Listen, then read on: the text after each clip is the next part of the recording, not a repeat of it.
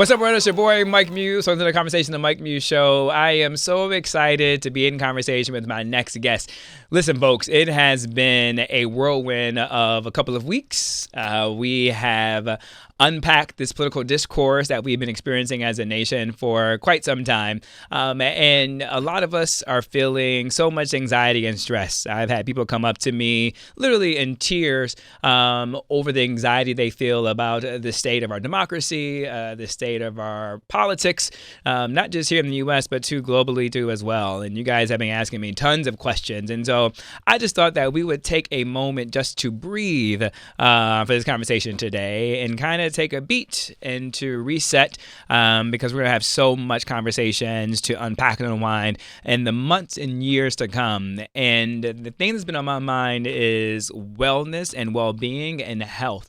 And the more I've been talking to people about their anxiety, about what is happening currently in our nation, people are either celebrating or feeling anxious. And I felt like it was time for us to recenter and settle and really focus on things that matter. And that is your personal well-being. Because if you're not great, how can you help make this imperfect union more perfect? And I couldn't think of a better guest to come and join me on this journey on wellness and breathing and taking a beat and meditating to help my friend, the dynamic, the talented, the guy who can dance. I heard he was taking some dance lessons. I want to unpack that a little bit more. The incredible Singh. What's happening, Sonny?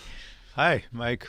Pleasure to be here and delighted and looking forward to conversing with you. Yeah, I'm so happy that you're here. You are CEO and founder of RoundGlass, which is a wellness company, and you live in the most beautiful part in the United States, what's in that Pacific Northwest of Seattle. That's right. I have never seen a city with that color green before. It's this deep, rich emerald green. What a beautiful place that you live in. Yeah, Seattle is absolutely gorgeous. A lot of nature, very different from New York. I like open spaces, so I chose Seattle. But and if you especially come in the summer, it's like complete paradise. So I think Northwest is something really, really special. What is it about nature that gravitates toward you, right? I've always liked open space. I never enjoyed playing pool, but I enjoy playing golf. I've always loved open spaces. I love nature. I think when you look at nature, your breathability and livability, how you breathe, how you center yourself, how you live, how you look at the world, it just opens up your pores quite a bit. It's almost like, I love New York, right? I love New York City. But if I see tall buildings all day long, I'll go a bit crazy. Yeah. But it's a great place to live. Yeah. But nature is something that just opens up your pores and really makes you think different, makes you live better, I think.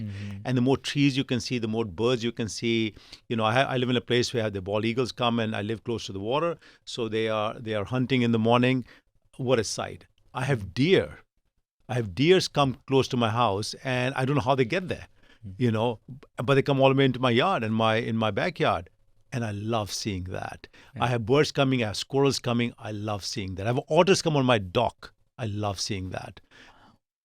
I love nature. What can I say? It's just very enriching. Yeah. To be able to wake up and see otters come into your dock, I think that's just such a special treat. I think anytime you get a chance to see nature, which is why sometimes I see on Instagram, things will pop up in my feed of these animals in nature. And I think that's what I always see people commenting on the most is when they see animals. I want to know, Sonny, about this idea of grounding, and do you do grounding? Yes and no. I don't do grounding as a ritual, everyday ritual, but there's nothing like grounding. I was in Zambia just less than a month ago, and the energy of the ground over there, it is so powerful compared to the energy I even experienced in Seattle, which has a lot of nature. And so there's something about the energy that the ground gives you. And I think to wake up in the morning and walk in your lawn, which I do many times, barefoot, you'll find a different, the experience is very different. You just find that somehow you feel more centered and more grounded and more, not heavier in terms of body's heavy. We feel like, I'm anchored well. And it carries throughout the day because the energy from the earth is going into you. And we are nothing but energetic bodies, if we look at it. If everything is energy around us, right? When two people meet, was the energy. When we look at somebody, when you see a movie, it's all energy and emotions go together. And so grounding is phenomenal. Anybody who can do grounding should do grounding. And even if you can just, okay, you have concrete, you don't have any grass, you don't have any lawn, walk barefoot. It is, in my house, I don't like to wear slippers or anything like. I like to walk barefoot, right? It's just different sensibilities get invoked. They say your feet is one of the most sensitive, open nodes of energy of transference. That connecting your feet to the ground is what connects you to the vibrations of the earth. Yep. And I've always heard that, but I haven't been thinking about grounding until these last couple of months, right? When there's been so much happening, and I've been looking for other sources of meditation and taking self-care. I usually do aromatherapy, but I'm also too been looking at this idea of grounding. And when I heard about that, I was like, I think I want to get into it, but just knowing in that North Pacific West that you live in and the beauty and the green, I'm like, Sonny has got to do some grounding. I would say anybody who can find a lawn any time of the day. It doesn't have to be in the morning itself. Let's say you go to your office and you have a lunch break. Find the nearest lawn or area of grass. Take your shoes off, take your socks off, and just walk for 10 minutes. Yeah. It'll give you a new sense of energy for the rest of the day. Sonny, when I talk with you, you always seem so centered, and I'm always been curious about this space that you exist in, because your first company was in healthcare tech. That's right. And you had the chance to look at insurance and insurance providers and really peel the curtains back of our healthcare systems that we have here in the United States. But now you have this wellness company, and some would say they're in competition with each other, and some would say they share a symbiotic relationship with each other. Talk to me about that duality of both. It's if you look at anything in nature, it evolves. You prepare for it. A tree is not grown overnight. You don't have your career that comes overnight. You prepare. You go to school. You go to college. You join a job, and you build your career for those who do, or you find your purpose and you pursue your purpose. And so well-being is the same. For me, centering is not that just because it just came to me overnight. I have incorporated well-being into my life one step at a time, one day at a time. And in the process, I just live it. I just live my life. And it's a journey. There's no destination when it comes to well-being that I have to reach a certain weight or have to be of a certain muscle or whatever that is.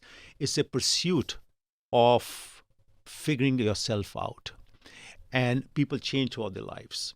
Every year you will change. So you can't say, okay, I figured myself out and everything is all sorted. No, you'll keep looking at yourself inwardly. You'll keep talking to yourself, in the process, getting to know yourself better and go deeper. In the process, you will unleash your energies, or what we call your potential. And what happens right now is everybody's looking outside. Everybody's looking for outside for comparison, for gratification, for validation, FOMO, etc., etc. My take is look within. The world is perfect when you look within. Because when you look within, you're saying, I'm okay.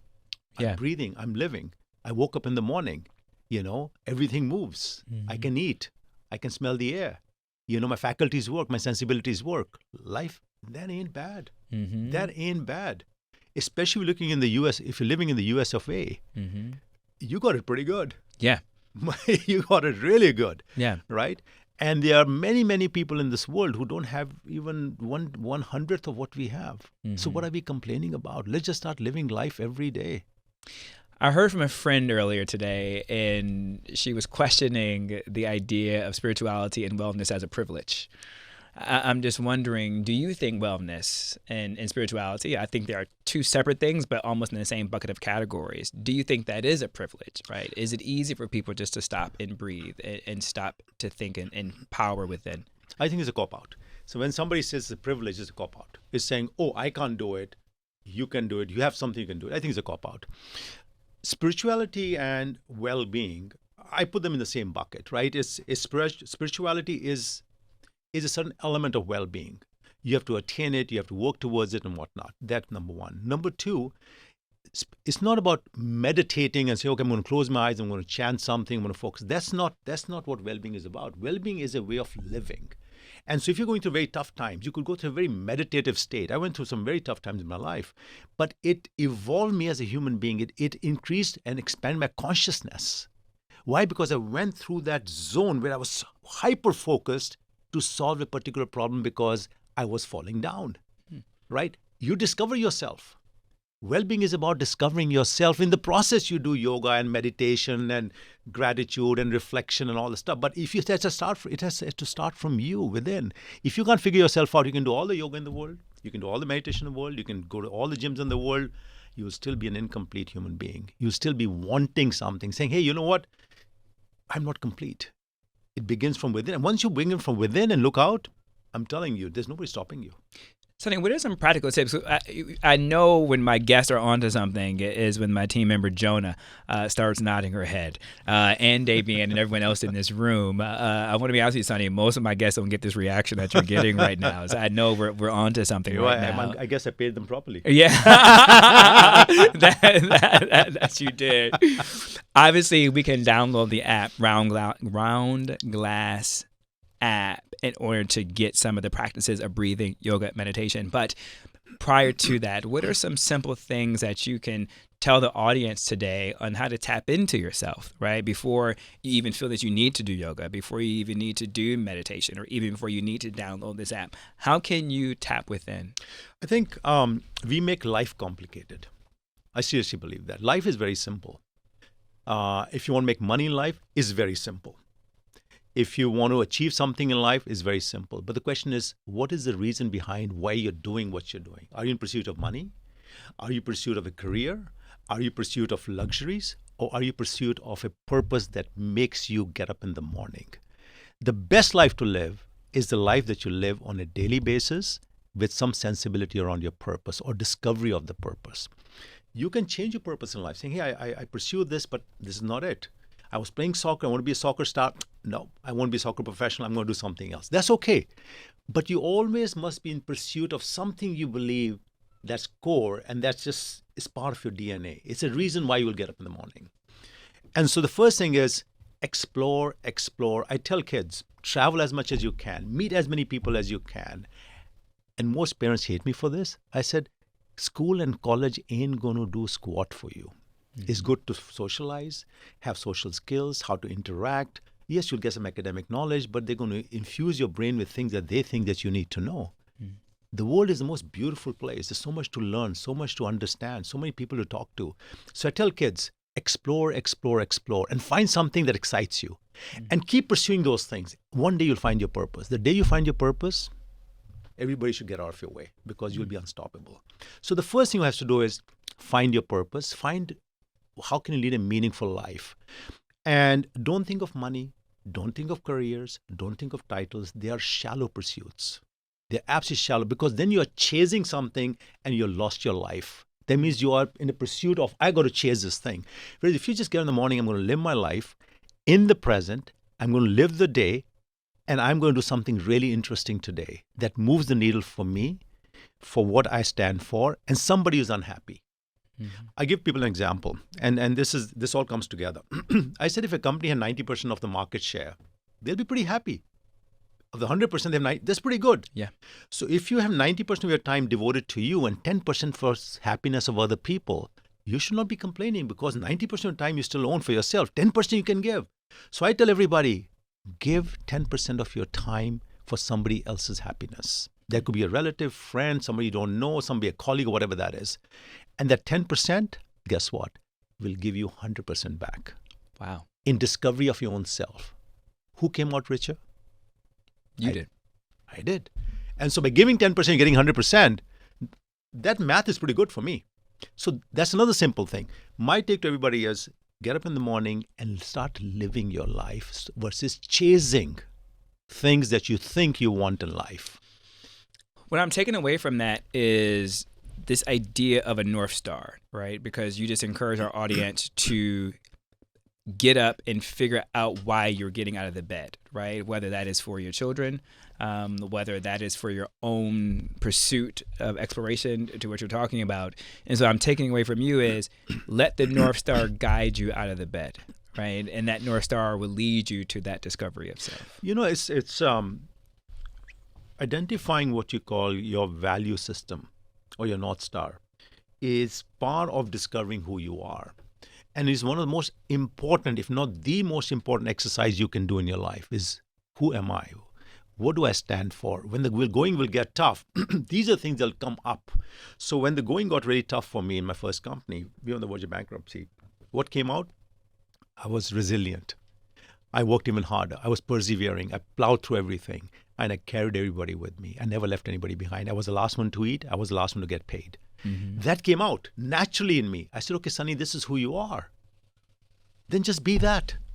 You like to serve other people. You like to be in service of. Then service other people. Why do you care about anything? Because that makes you happy. That's your natural disposition. And your natural disposition is going to make you happy. If you're resilient, wonderful. Then show the resilience to others. Mentor others about resiliency. Lead by example. And the people around will be resilient. If you're persevering, showcase that. Walk the walk versus just talking about it. People will follow you. So it's very infectious. A person with their clear North Star is a highly infectious person who will infect others and saying, I like this guy. He stands for something. He maintains a steady point of view on everything. He won't waver. If adversity happens, he's going to become even more of what he is. Imagine people like that, men and women like that, and saying, you know what? Not only am I discovering my North Star, but if I find somebody with a good value system, I gravitate towards that person because that person is sorted. And I want to have sorted people around me.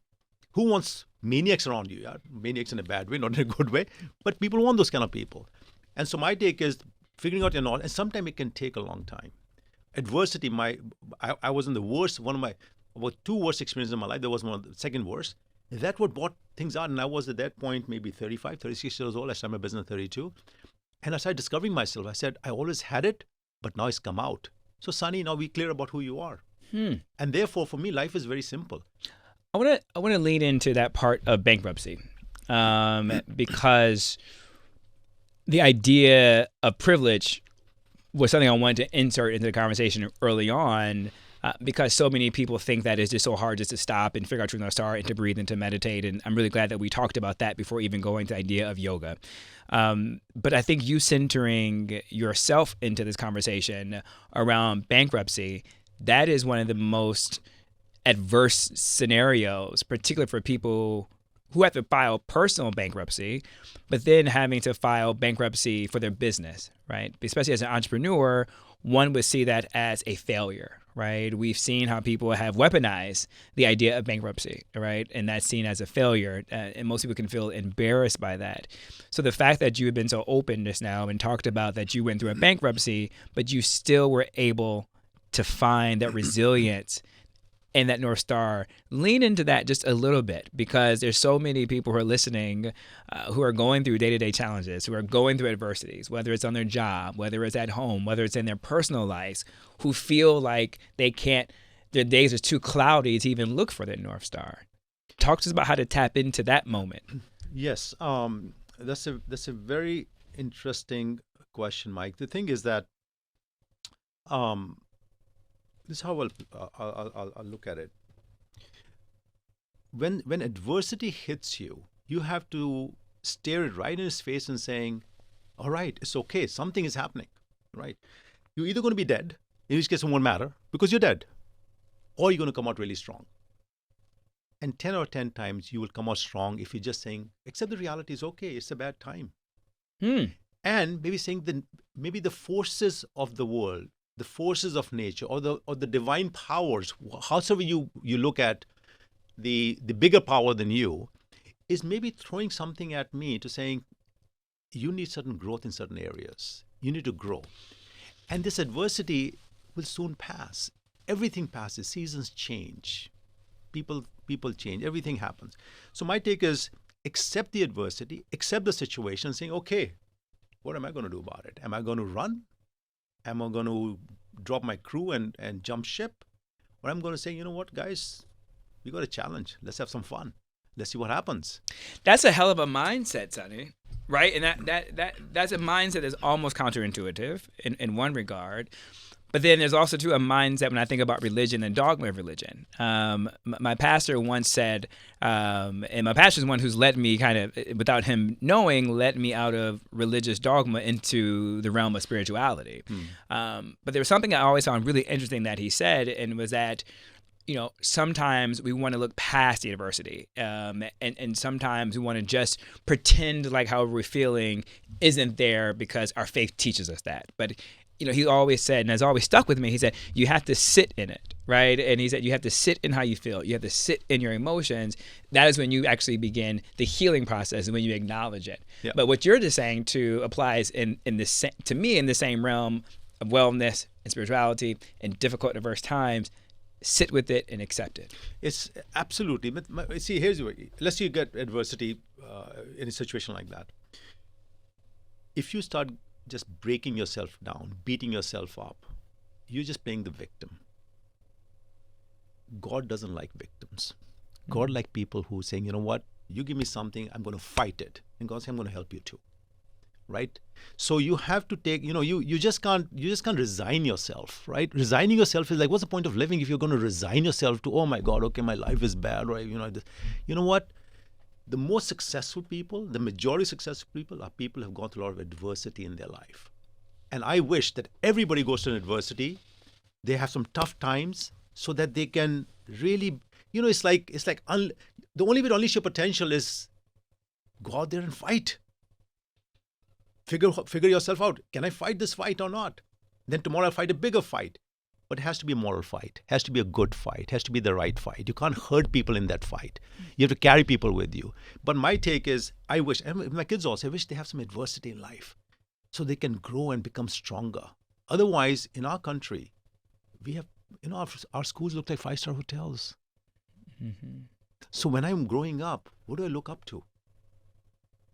I have luxury all around me. High school kids are driving fancy cars. I didn't know what a car was when I was going to college. In India or over here. Well, I knew what a car was, but I didn't have one, right? And so what do they aspire for? What do they want when they have so much already given to them? So I wish that, kids should go through some, playing sports.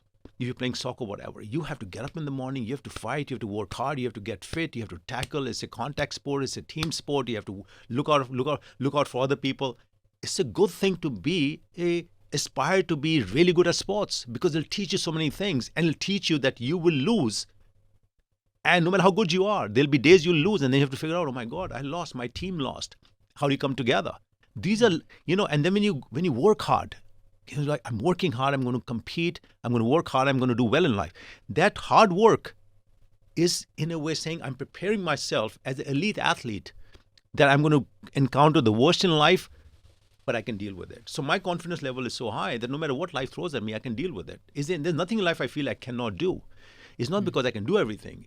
It's because I've gone through adversity and I said, it's okay. I was able to get through that adversity, get through those storms. And when you come out on the other and you look back and saying, you'll feel so good about yourself when you do that.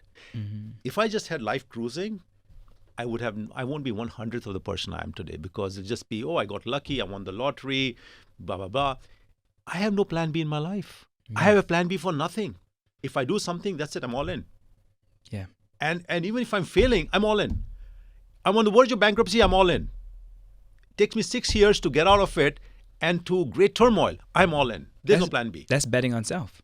You're betting on self. Believe in yourself. That comes from your... We are a phenomenal creation. We got hearts, we got brain, we got emotion, we got a soul. For heaven's sakes, it's like, why won't we? Yeah. When you look in the mirror, you feel good, saying, shit, man, I'm on the top of the food chain. This is pretty cool.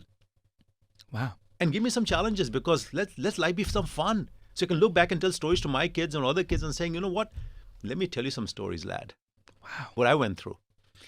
Is that the muscle that you had to exercise about? Let me take that back. Is getting up, identifying your North Star. Once the North Star is identified, using that North Star to not even get out of bed, but then to get out of the house. Is that the muscle being exercised in order to say to yourself, I'm a bad mofo, right? Bring on the adversity, because I can accept the challenge. You have to have the mindset that you are no matter what ails you. There are things that ail me, there are things that ail you, there are things that ail everybody. different things, different times of the life. My take is you should saying, in the avatar I am today, as I stand today, I'm as complete can be. But yeah, do I have ways I can improve and be better? Absolutely. Can I build more muscle? Can I sharpen my memory? Can I just do something extra? Somebody else. You should believe that at any given time you're a complete human being, capable of living the moment in as intelligent, in as serene, in as spiritual way that you want to. And if something you can't do, don't beat yourself for it. Because there's some things you'll do better than anybody else, and there'll always be somebody who'll do something better than you in everything you do. But this is not about comparison, competition. This is about you living your life. Why am I living Mike's life? Why am I living somebody else's life? Why don't I live my own life and enjoy it? For heaven's sakes, in my life, if I'm going to look at other people and say, oh my God, I want to live George Clooney's life. Well, guess what? What a waste of a life. Yeah. I'm thinking about this idea, and I want to just go back just a few moments when you're talking about our schools look like country clubs. What I got from that is I did a second TED Talk on redefining privilege, right? And privilege isn't this idea of caviar and champagne, but privilege is, do you have green space around you? Are you located near a park, right? Do you have books in your home, right? Like, can you come home and there's going to be food on the table? And what I've always been really, something I learned of you recently was the idea that I'm sure you're speaking of this privilege of our schools because of the fact that something that stuck with me, that growing up in India, you had to take out a loan in order to buy a plane ticket just to come to the U.S. That was so mind-boggling to me. That's right. So, I came to the U.S. when I was 23 years old, way back in 87. And my parents were middle class, spent all their money in the kids' education. So when my father retired, he had nothing. He had no house, no savings, nothing. Imagine that. Put yourself in that position. And here I am, coming to the U.S. I had a full scholarship, but then there was a question of the air ticket. And the air ticket was a loan from a bank. That too from a loan officer whose daughter and my sister were the best of friends. Wow. So he said, this guy's good for the money, give him the money for the air ticket. And that's how I got to the U.S. But the reason I wanted to highlight that, because it all comes down to perspective, right? Perspective on privilege, right? And the idea that I think here in the United States it's hard for us to even fathom the idea that someone would have to, I shouldn't say that because airplane tickets are expensive even here in the United States, right? But this idea that having to take out a loan in order to bet on yourself, in order to further yourself and then ultimately further your family and your community, I think that is the point of view that I really wanted to pull out. Sonny, you have blown me away in this conversation today, and my team is still responding. I can see my peripherals of your acknowledgement of this. I absolutely had no idea where this conversation was going to head today, but I didn't expect it to land here, and I'm so thankful that your North Star allowed this conversation to go where it is. I'm a big believer in energy and affirmation and purpose and intent. And what was said today was needed. With the remaining few minutes that we do have, I do want to talk about RoundGlass, the app now, because what we just centered here was the idea of well-being, finding your North Star, betting on yourself. So now that our audience now has equipped that, when they go to RoundGlass, what can they expect in the app, and how can this app help them on their journey? Yeah. So in RoundGlass, it's all about holistic well-being, whether it's our app, which is called Living, or the giving that we do as a company with massive giving initiatives centered around the social initiatives centered around well-being. But the Living app is the philosophy is very simple. We want to democratize holistic well-being for the world. We want to make it accessible to everybody. So we have launched the app free that anybody can get directly, or if you're a workplace or a school or a college, etc.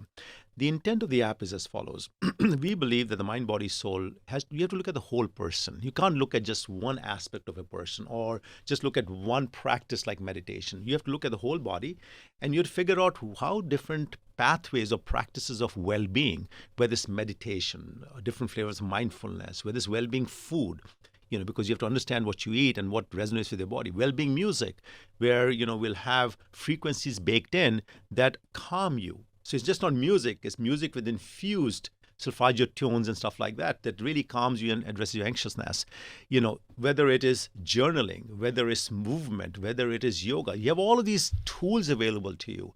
How can you mix and match these tools personalize it for an individual, saying, hey, I want to deal with stress in the workplace. I want to deal with a tough relationship. I want to deal with tough emotions. I want to deal with sleep.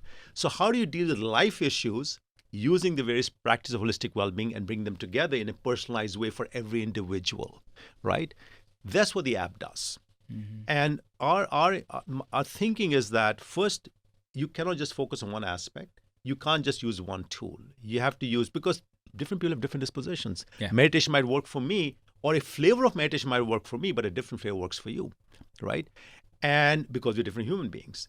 And also we evolve over time. So our take is take different practices and pathways of holistic well-being, mix and match them, and as you get to know the person, make it more and more personalized. Wow. And saying, I'm going to address this goal in my life. Wow. And we can do it through an unstructured manner where you have a bunch of video and audio content of different shapes and sizes, different configurations, different formats, different time formats, and you can use that. Or semi-structured, saying, here's the various kinds of things you should do in this order, or highly prescriptive. Here's the step you go through, step 1, step 2, step 3. So we give different ways to address and work on that goal, one goal at a time. And so everyone can find this in all the app stores? Yes, you can find on the App Store. Like I said, we want to democratize and make accessible holistic well-being for the world. I fundamentally believe that well-being is a silver bullet solution to every problem in the world. You give me any problem, I'll tell you the root solution is well-being at an individual level, at a community level, at a planetary level, at a complete world level.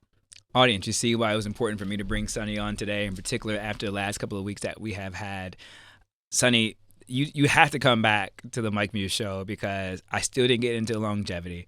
I still didn't get into the prescriptive medicine and how to look at the holistic view of the person, from traditional medical practices to the way that we're doing it. Didn't get a chance to talk about your movie. There's so much that we have to discuss. That means you have to come back. I would love to, and thank you, Mike. I'll leave your audience with one small thing, that I tell people, live the day, but plan long. Don't do anything short term. And this is especially for the youth. I wish I was 20 years old. The best years are coming ahead of us. The world is getting disrupted in beautiful, beautiful ways. We look at the pessimism of the world, but the world is going to get disrupted in very beautiful ways. I wish I was 20. Think long, you'll live long. Beautiful. Sunny, Singh, thank you so much. Thank you, Mike. Until next time.